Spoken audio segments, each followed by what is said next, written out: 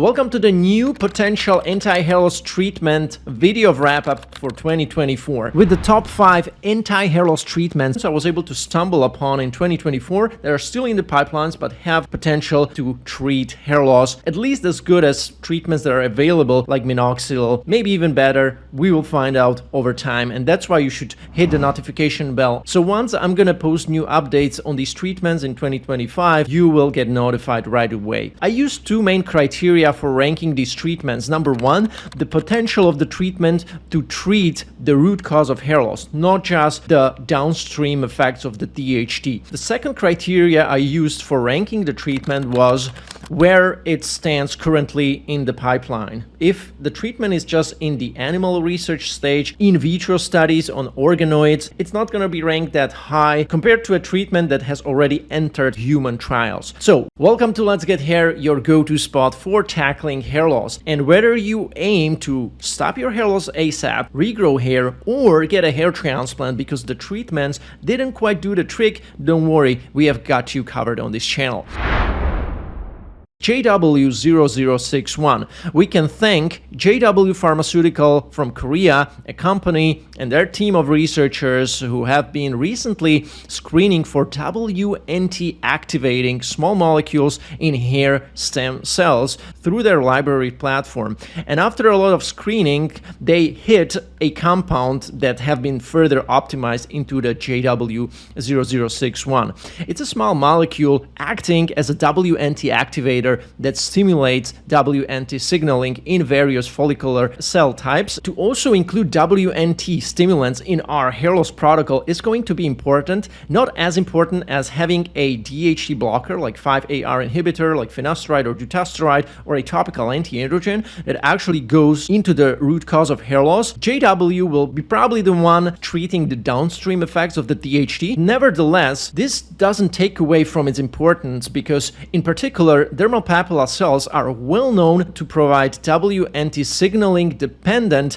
inductive signals that promote the growth and differentiation of hair follicles. This WNT signaling is being constrained or disrupted by the bad guy TGF-beta. Maybe you have already heard of this negative growth factor already. And now if we go even one step backwards and ask ourselves, okay, how is TGF-beta being synthesized? We will actually find out it's the DHT that is actually stimulating the synthesis of TGF-beta.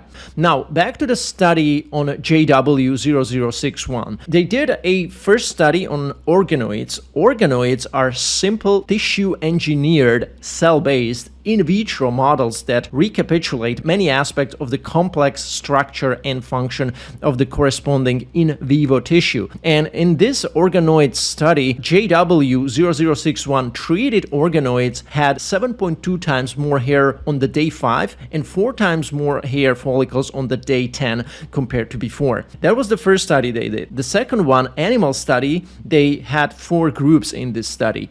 They had the low dose JW, high dose JW, standard treatments, and here I suppose it was probably Minoxidil, although they did not specify, probably Minoxidil 2% or 5%, and the fourth group was the placebo. After 18 days, there was an 18% improvement in the low dose JW and 39% improvement in the high dose JW0061 over the standard treatment. That means, so it was not compared to the placebo group, but compared to the standard treatment, which again, I suppose it was Minoxidil. And this is really it as far as clinical research for now. No human studies yet where we could specifically see the improvements in target area hair count, hair width, anagen-telogen ratios, the ability for this treatment to turn vellus hairs into terminal hairs, and so on. This is something that will come over time, I suppose, in their first human trial that they actually plan to start as early as first half or second half of 2025. Overall, they seem to have promising safety data from GLP toxicology studies, and this also acted as a green flag for the company to be able to conduct the phase 1 of human trials. If we look at our graphic with 10 possible mechanisms of action for treating AGA and AGA-related scalp conditions,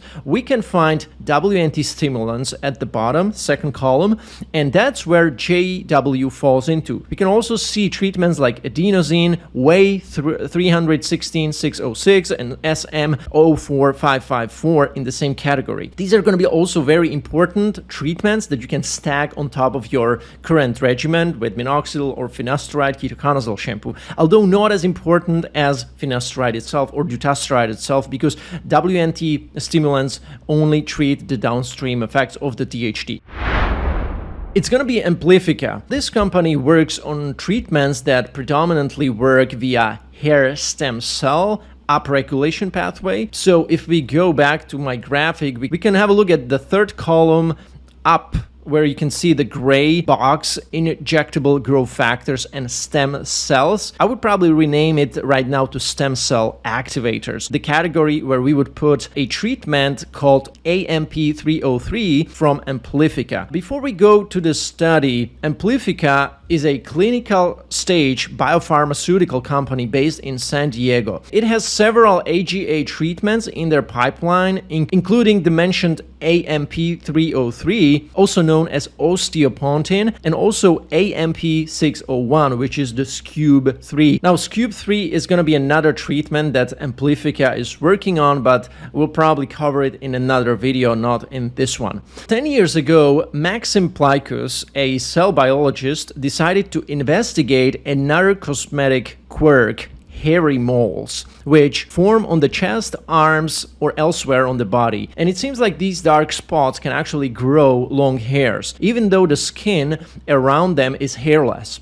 And over the past 10 years, Plikus' team has delved into why hair grows in these areas. And they hope to pinpoint a protein that could pretty much do the same on the scalp. It seems like they have found it, and it's called AMP303. Well, let's come to the study where AMP303 has been used. And this is the promising part, where we already have human testing, which is very good. It seems like in the animal models, in the in vitro studies, this treatment has shown safety, efficacy, and now they're moving it further, one step further to the human trials. So in this trial, male participants aged 18 to 45 diagnosed with androgenetic alopecia have been enrolled. The study divided participants into two distinct groups: those with recent onset of hair loss, 3 to 5 years, and those experiencing more long-standing hair loss over 10 years. We do not know much detail about whether they were being treated with minoxidil or finasteride previously or at the same time, or whether they have tried these treatments in the past but they didn't work, or they were non-responders. So let's hope their second trial will provide us with more details. Nevertheless, a bilateral paired treatment design in the frontal temporal region was used. That means that each participant was randomized to receive AMP303 on one side only of their scalp and a placebo on the other side, and that was meant to allow for a direct comparison within individuals. And these were the results of the trial. A statistically significant number of participants showed a greater than 15% increase in non-vellus hair count from baseline compared to a placebo at 60 days post-treatment. So they evaluated first after 60 days. A statistically significant number of patients showed a greater than 10% increase compared to a placebo group at 150 days post-treatment. So that was the second evaluation point.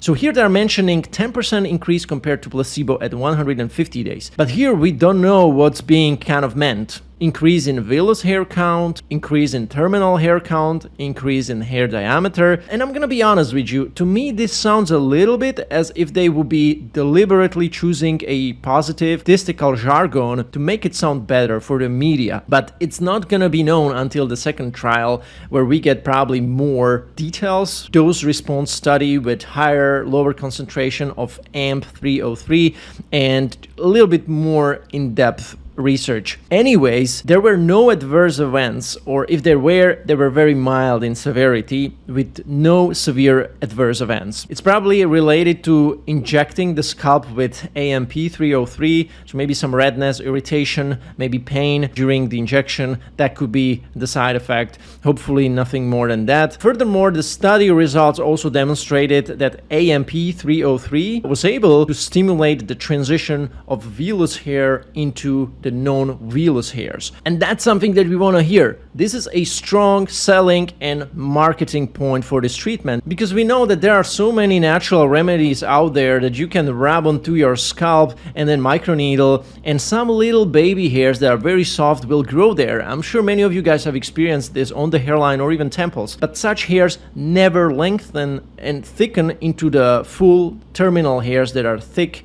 and darker in pigment. I have experienced it certainly myself. So overall, that's sounding great. The safety profile looks also quite good. It was shown to be safe and well tolerated, and the majority of adverse events were mild in severity. Now, in conclusion on this treatment, I would like to read you the quote of William Rasmussen, a pioneer in hair restoration surgery and also a co-founder of Amplifica, and he added that the results observed in the frontal temporal region are particularly encouraging, as this area has traditionally been one of the most challenging to demonstrate a clinical response. AM303's potential to stimulate hair regrowth in this region underscores its unique potential and sets it apart from existing therapies. Finding from this initial clinical study offers renewed hope for patients struggling with hair loss that have historically been resistant to treatment. So I'm actually pretty optimistic about this treatment, more than the JW. Let's see how much hair stimulation we can get from this treatment after some more optimization goes into it during the trial number 2, trial number 3. This will definitely not replace treatments like finasteride or dutasteride or any of the topical anti-androgens available like pyrolutamide or RU58841. However, by its ability to turn the vellus hair into the terminal hairs, I would love this stimulant to be at least a potential replacement for minoxidil, because I would rather go and visit a clinic and have my scalp injected twice a year, as it is the case with like dental cleaning, compared to having to use minoxidil twice a day every day, so 365 days a year. So I will definitely keep you posted on this one, so make sure you hit the notification bell as well. It's gonna be TDM 105795. This is a topical drug that will be applied topically to treat androgenetic alopecia that mimics the effects of thyroid hormones. This drug has shown encouraging results in both preclinical and early clinical trials. There are trial number 1 on humans and 2A trial on humans as well. Its suspected mechanism of action includes stimulating hair growth by activating dormant hair follicle stem cells and inducing the growth phase of hair follicles, meaning the anagen phase. And according to this, I would rank this treatment on my graphic of 10 possible mechanisms of actions for treating AGA in the third column, injectable growth factors and stem cells. So let's now come to the actual study that they have done and released early 2024. The study included 71 male patients with mild to moderate androgenetic alopecia in the temple and vertex regions, scoring 3, 4, and 5 on the modified Norwood-Hamilton scale. Participants were randomized into 3 groups: low dose TDM 0.0025%, high dose 0.02%, and a placebo group, and the treatment was applied once daily for 16 weeks. Mean non-vellus target area hair counts, TAHC, was measured at baseline and end line in a 1 square centimeter test area. The target area hair count changed from baseline by 24.3 hairs with the high dose of TDM. In the low dose TDM, the target area hair count changed from baseline by 20.3 hairs, and in the placebo group, it changed by 14 hairs, which is quite a lot, and again shows the power of the placebo effect. But nevertheless, the results are statistically significant. So if we look at these results one more time, those averages sound great: 24.3 hairs, 20.3 hairs, but we would need to know more information about who is driving those averages so high. Is it because of a small group of hyper responders who had even more than 24 hairs regrowth, and then they are pushing the whole average up? Or did all of the participants in the treatment groups about the same equal average regrowth, about 20 to 24 hairs? Was it more stable? How is the bell curve looking? We don't know much about it, but I will update you in 2025 as we probably get more information and probably a next trial, which will be probably including hopefully more than 71 subjects. And if you want to learn more about TDM in detail, you can check out this video right here where I'm talking about it more extensively. Pyralutamide from Kintor Pharmaceuticals. Now it's getting exciting. Why? Because we have not only treatments that are reaching their last stages of their pipeline, and this is where pyralutamide is. In fact, what they have announced on October 16th this year was that they're enrolling subjects in their last third trial in China. But now back to the first premise that I have for qualifying these treatments for being like the top. It was that the treatment actually goes into the DHT directly and it doesn't just kind of treat the downstream effects of it. Well, it's not the case with pyralutamide, because the way it works is by restricting the androgen receptor of your hair follicle from binding the DHT or testosterone. It doesn't lower the DHT in the scalp and neither in the body. That's the positive. That's why people are very excited to use this, because they will not have side effects, and that has been confirmed in their first and second trial so far, that the safety was great, that the tolerability was great, and no sexual side effects and no lowering of the DHT. However, the problem of pyralutamide, especially that was shown last year, was that it actually was not as effective as it was previously shown in the trial 1 and 2. And the results of their very last trial last year came out to be a little disappointing, because it showed that the 0.5% version wasn't as potent and the results were not statistically significant, which is very bad observation to have, especially if the study is already, including hundreds of subjects, which was the case. So now, logically, what they decided to do was to increase the concentration even higher on 1%, and that's what they are starting to do right now. They are gonna have 3 groups, 1 placebo group and 2 treatment groups. 1 treatment group with low-dose pyralutamide. They want to include the 0.5% again, twice a day, and make it the low-dose group, and then they have the high dose group 1% pyralutamide twice a day as well, and they will observe it for 24 weeks. I don't know when the enrollment will be completed, maybe by the end of this year.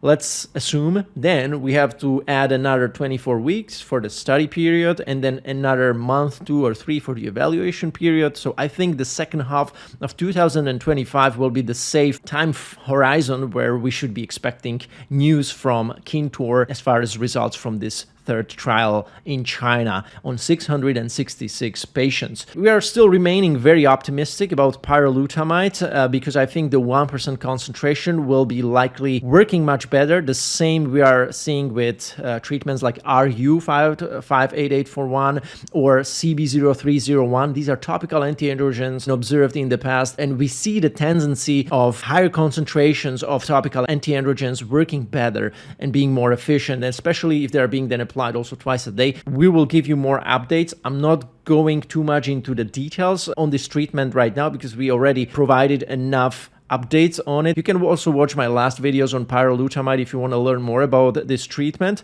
I'm going to link them down below. We will leave it at the very, very optimistic note as a top 2 potential anti-hair loss treatments that the hair loss world is waiting for and relying on it, that it could potentially replace even things like finasteride, dutasteride, and DHT blockers, which the previous 3 treatments that I mentioned in this video will not be able to do. For a fact, they will not, because they are not in the same category. And if we go now into the graphic with 10 possible mechanisms of action for treating androgenetic alopecia, you can find the first column at the bottom, topical anti-androgens. In this category, we can already see RU58841, we can see CB0301, and right now there will be also pyralutamide. It will probably be the 1% version. It's gonna be GT229, everybody. This is our top 1 new anti-hair loss treatment that is still in the pipelines, developed by Kintor Pharmaceuticals, the same company that works on pyralutamide. This treatment we have also covered many, many times on this channel, so I'm gonna keep it short. The good news is that this treatment has already accomplished the second trial of the human research. There is still the third one that is remaining. The mechanism of action is super promising too.